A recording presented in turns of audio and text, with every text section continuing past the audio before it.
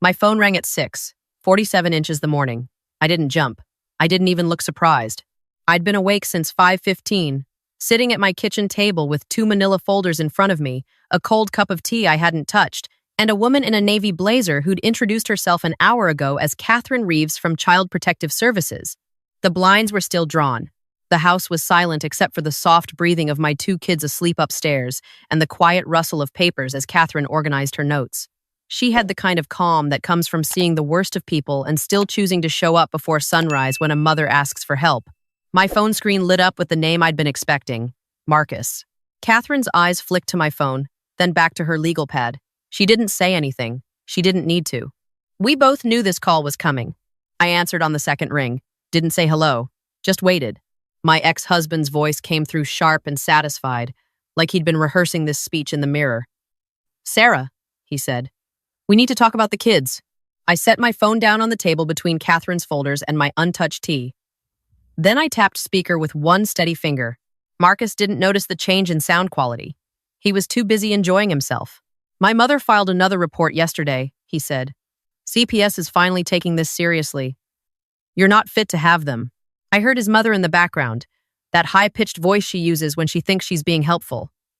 "Tell her about the school," Linda called out. "Tell her they called us." Marcus's tone shifted into something rehearsed. "The school called me because Emma missed 2 days last week," he said. "2 days, Sarah? Where were they?" I looked at Catherine. She'd stopped writing. Her pen hovered over the pad, but her eyes were on my phone now, sharp and focused.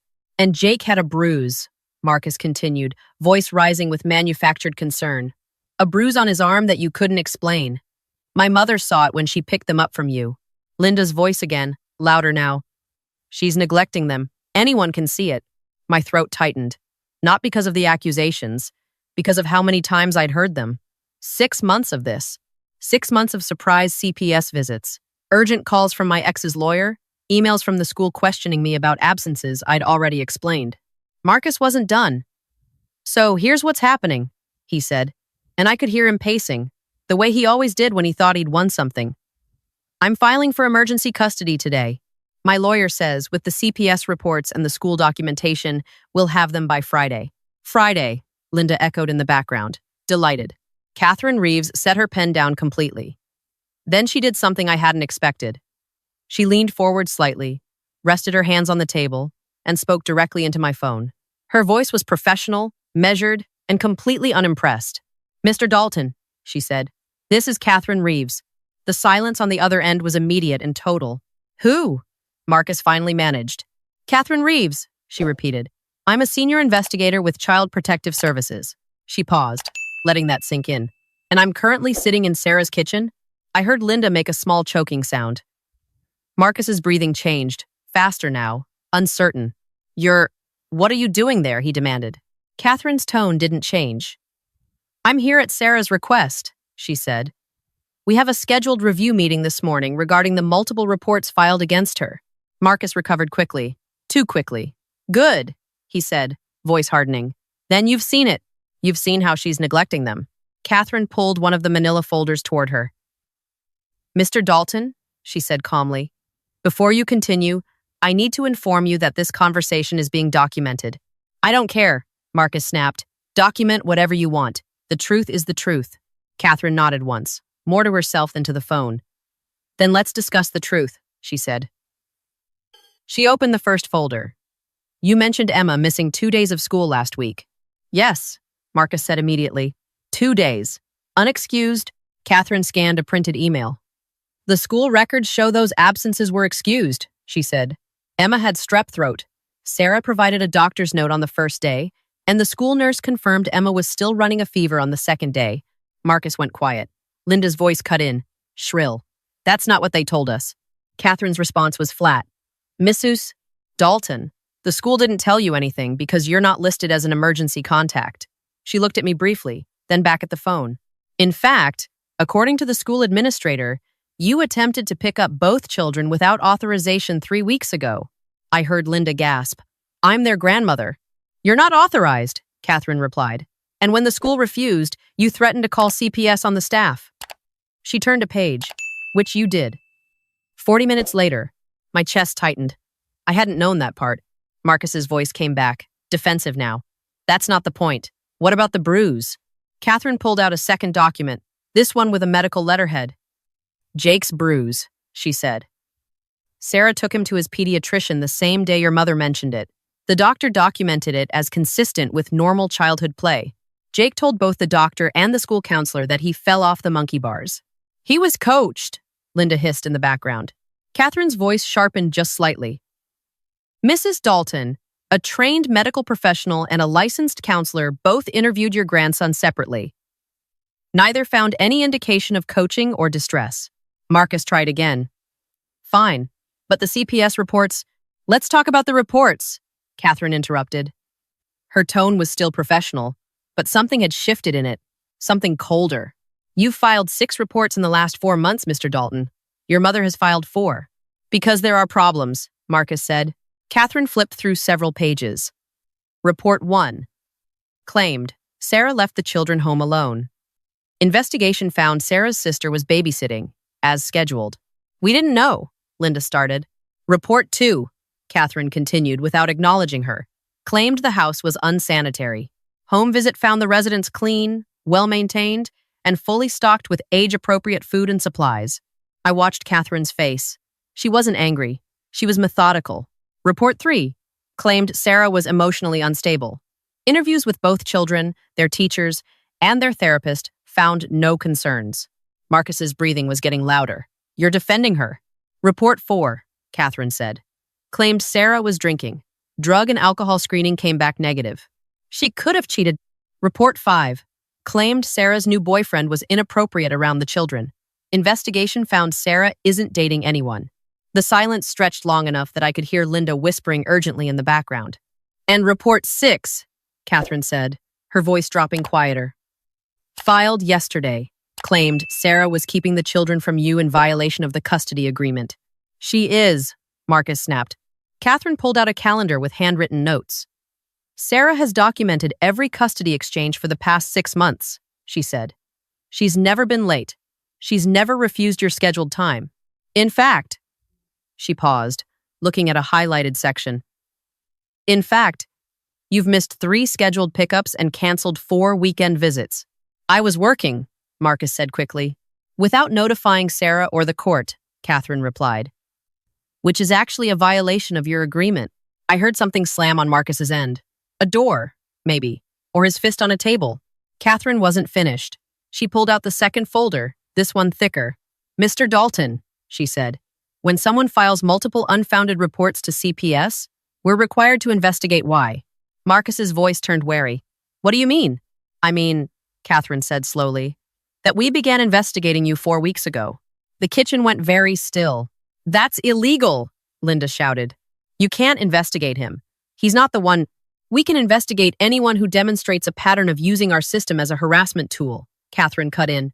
And Mr. Dalton, you've demonstrated exactly that pattern. My pulse was hammering, but I kept my face neutral, my hands steady on the table. Catherine opened the second folder. During our investigation, we discovered several concerning details.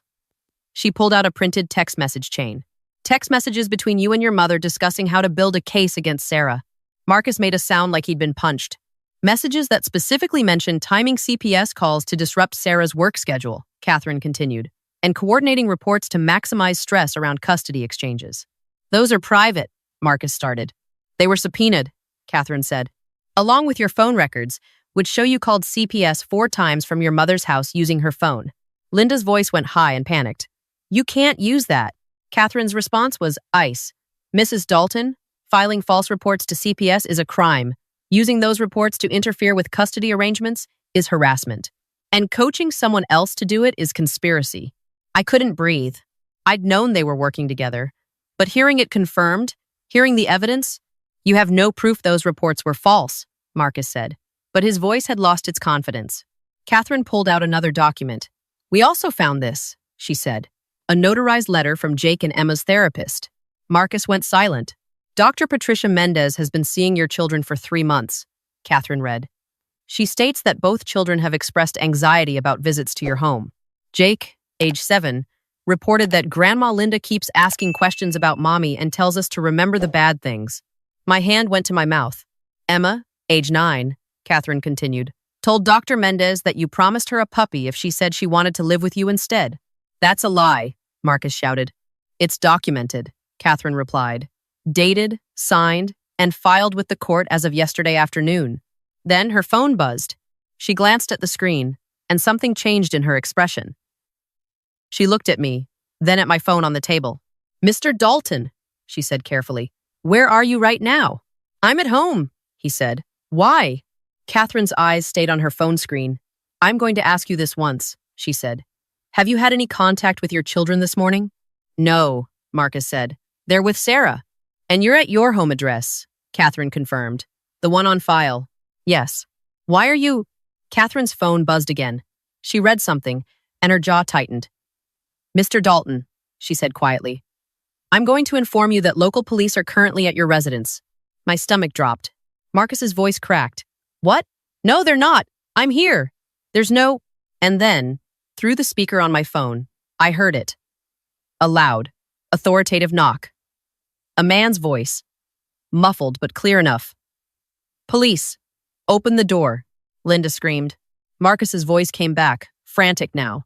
What is this? Why are they here? Catherine's tone was clinical. During our investigation, we found evidence that you violated the protective order from your previous domestic incident. That was dismissed, Marcus hissed. The charges were dismissed, Catherine corrected. The protective order was not.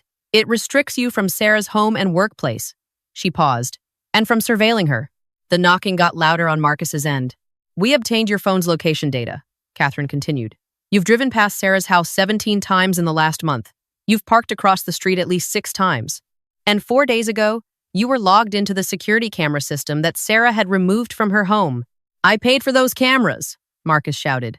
You used them to monitor Sarah after the divorce, Catherine said. That's stalking, Mr. Dalton. I heard Marcus's door open, voices overlapping, official and firm. Catherine looked at me. Sarah, she said gently. I need to end this call now. I nodded, unable to speak. Mr. Dalton, Catherine said into my phone. You'll want to cooperate with the officers, and you should contact your attorney. Then she ended the call. The kitchen was quiet again. Just me, Catherine, and 2 folders full of documentation I hadn't known existed. She closed both folders and slid them toward me. These are copies, she said. The originals are already filed with the court. My voice came out shaky. He's really been. All of it. All of it, Catherine confirmed. The cameras, the driving past your house, coaching your children, coordinating false reports with his mother. She pulled out one more paper, this one with a court seal. This is an emergency protective order. It was issued an hour ago based on the evidence we provided. I stared at it. An hour ago? We've been building this case since the 3rd false report, Catherine said. We just needed him to confirm his intent. She gestured to my phone, which he did, on a recorded line, while I was sitting here as a witness. My hands were shaking. What happens now?